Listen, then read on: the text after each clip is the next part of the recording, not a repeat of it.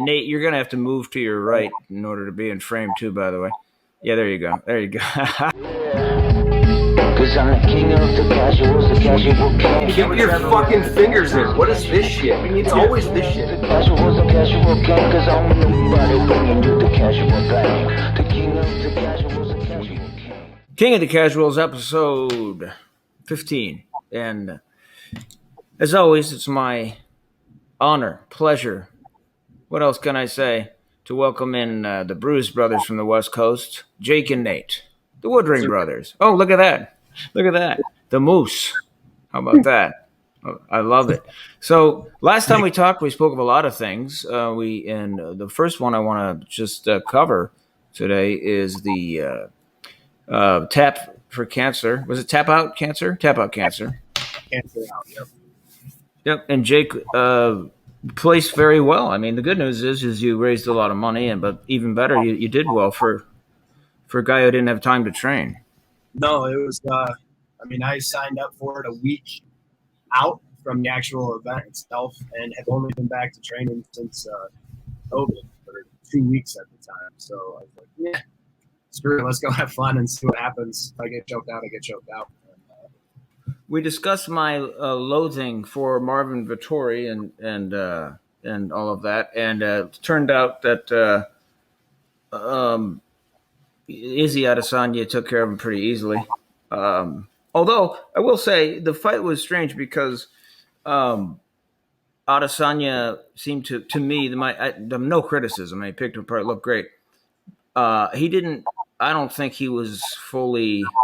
It wasn't Adesanya at his best, but it was Adesanya good enough to win. Well, Adesanya at 80% is better than most people in the UFC. Yeah, I don't even really. I'm a huge fan of it, to be honest. I don't Right. know what it is. And Nate and I had a conversation the entire night watching the fights. What is that big noise? I'll make sure there's nothing again. That's okay. It kind of highlighting Jake's points. But yeah, I understand. That sometimes you don't like people, right? Like I feel like that. It's not even that I don't like him. I don't. This fight specifically, I feel like he should have I came out agree. with a statement, and I don't think he did. I agree. I What don't does know. Jack McCarthy think about that? Hey, snap. We're just discussing how my loathing for Vettori. And Nate, you're gonna have to move to your right in order to be in frame too. By the way, yeah, there you go. There you go.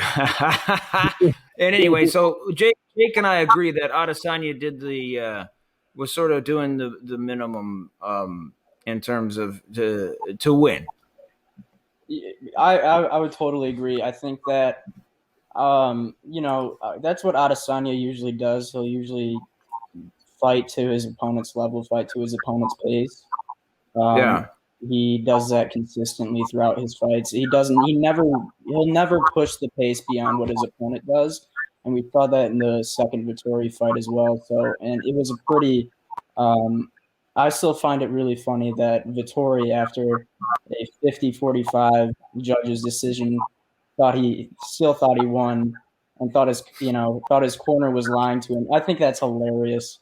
But the whole time, his coach was saying, "You lost that round." That's after the first round. Second round, you lost that round.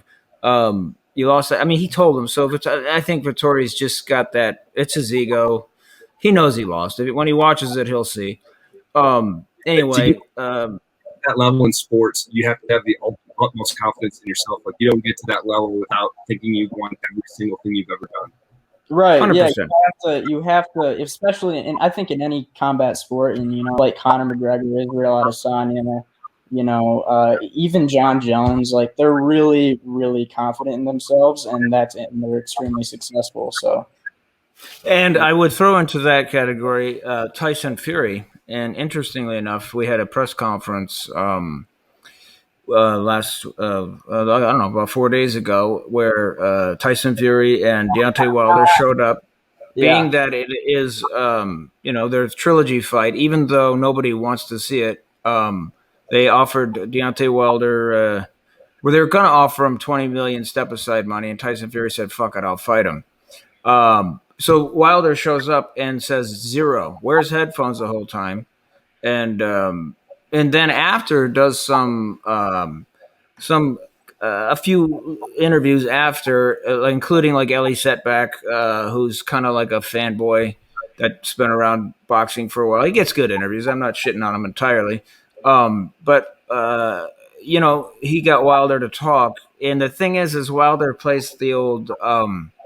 This was about race, and Tyson Fury got the white privilege thing, and that may be true in some cases, but in this case, Deontay Wilder tweeted, I don't know, last year after, I gave you the opportunity. I gave you your career. I gave you. So if Deontay Wilder, which is true, by the way, if he gave Tyson Fury his opportunity, then in a sense, aren't we saying that Deontay Wilder gave Tyson Fury his privilege? My point is this. If Tyson Fury has privilege, it was given to him by Deontay Wilder. That's a fact. You can't have it both ways. So that's just, to me, he's playing the card, and the card and it's sometimes it's not a card. There is white privilege, right? I'll admit it. But in this case, no. The guy's making $20 million a fight. Deontay Wilder is not. He's full of shit, and he's got to learn how to box. That guy was damn near 400 pounds. 400 pounds, doing coke, like falling off the wagon. I mean, it's crazy. But that's where the power, again, confidence and self-belief. He got himself back up there, and now he's champion again. So all of that said, who wins the fight? Fury all day. 100%. I yesterday on my Snapchat, I said, I put $100. Fury wins by KO. It'll be the easiest Benjamin I make. Paul and Floyd Mayweather fight. Than I probably will in this third Fury, and only because that's a freak show, and I don't think even Mike Tyson was saying that Floyd bit off a little more than he can chew. Not because Paul is amazing, but he's a freaking heavyweight, so there is levels to, like, size matters. Mike Tyson also predicts that Tyson Fury will 100% roll through Deontay Wilder. That Logan Paul Mayweather fight was actually fun to watch. It was actually. I don't get why people say it was boring. It was great. I mean, when Logan Paul was I just going forward and just swiping it. It was fun. Like, how was that not fun? They hugged for.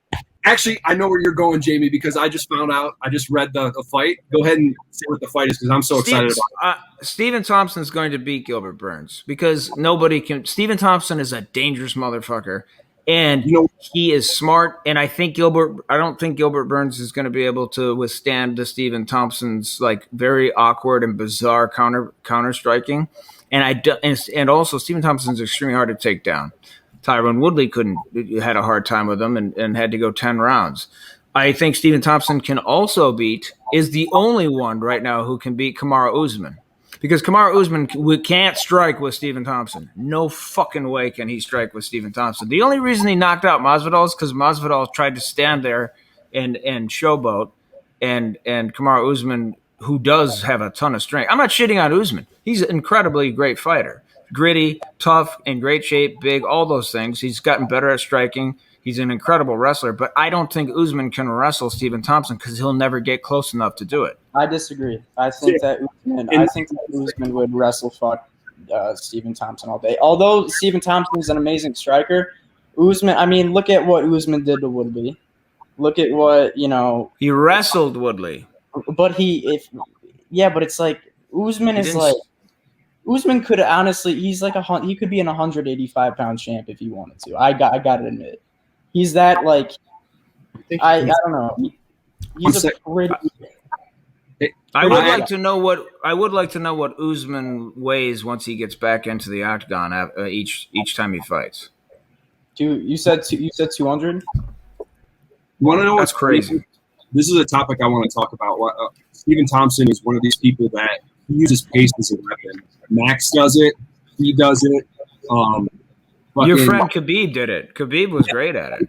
He says, and I was just thinking about a fight that I think would be freaking ridiculous because the pace that both these guys put on. Kobe Covington, Stephen Thompson would be so much fucking fun. I was just thinking the exact same thing when you said pace fighting. Well, that not okay. So let's forget about for 1 second. Just forget about their physical talents. You have the nicest guy that maybe exists, like Rose Namajunas. Like Rose Namajunas and Stephen Thompson to me are equivalent in terms of they're never talk. They don't talk shit. They love people. And then you have Kobe Covington, who is the biggest asshole. At least that's his character, right? I don't know if he really is. Imagine the shit talk that he would try to do to Stephen Thompson, and Stephen Thompson, he would just laugh it off. He would not get under his skin. He'd make It wouldn't get under his skin, but Kobe Covington literally, I mean, his pace is like, besides like, I don't know, maybe Habib, I don't know anybody else with a pace that's like that. He just, Holloway in his last fight was fucking crazy. Holloway, yeah, for sure. Holloway, definitely Holloway, but way too good. By the way, I have to go back, Jack, and you're crazy if you think Gilbert Burns can stand in there and do his thing with Stephen Thompson. Gilbert Burns, I love it. Crazy. in the UFC, not to mention the skill that he's gained over the past couple of years with his striking and with his takedown defense. Good luck keeping Gilbert Burns off of you. I don't care how good or how fast Stephen Thompson is. Good luck keeping Gilbert Burns off of you and having him not take you to the ground. You know what's interesting? That the only chance that Gilbert has is to take him down and to gorilla fuck him. They know that. I think that's all they're working on. Gilbert Burns will win that fight with points. I've never seen Stephen Thompson be choked out. I saw Woodley try and choke him out. Couldn't do it. Woodley's in daycare compared to where Gilbert Burns is when it comes to being on the ground. Period. Well, Woodley is currently in daycare training to beat a child named Jake Paul in boxing. Let's talk about the fight tonight. The Korean Zombie versus Ige. Danny Ige. What do you like? I like Ige, man. Ige. Okay. Because I'll be rooting for the Korean Zombie. Matt Brown, Diego Lima fight on this card tonight. Matt is going to be a Whoa! Matt Brown, the king of that elbow. Remember that elbow Matt Brown threw years ago? All right, so you've got Olenek, by the way, against Spivak. That's a good fight. Mm-hmm. So you got Matt Brown. Okay, Matt Brown, Diego Lima. I am going to take Matt Brown. I got Lima on that one. Okay, I love Matt Bruno Brown. Silva versus Olenek via Ezekiel choke. Oh, look at that. That'd be sweet if he hits it. Yeah, that'd be nice. Alexei Olenek's record is 59-15-1. Yeah, he's had a crazy. few fights. That guy's crazy. He's 77 years old. I want to see that little guy, Hezbollah. What is he, Jack? He's like a Khabib. He's Khabib's mini-me. I want to see him. Yeah, I want to see him fight Henry Cejudo. I don't think that means what you think it means. Henry Cejudo, I'm so sick of seeing his face right now. One last one. I think the sleeper in the 180 or 205 division is Paul Craig, the bitter Jew. That was awesome. That was so good. But I think he might be able to beat Jan Blachowicz. I am a big fan. Not to mention, I could not stop laughing every time a commentator, anybody on the show, kept calling him Bear Jew. So much fun. Fantastic. Quentin Tarantino was happy about that. When's my boy Yanez going to fight again, man? He had the perfect knockout of about 5 months ago. Yanez, my man. Yanez is the man.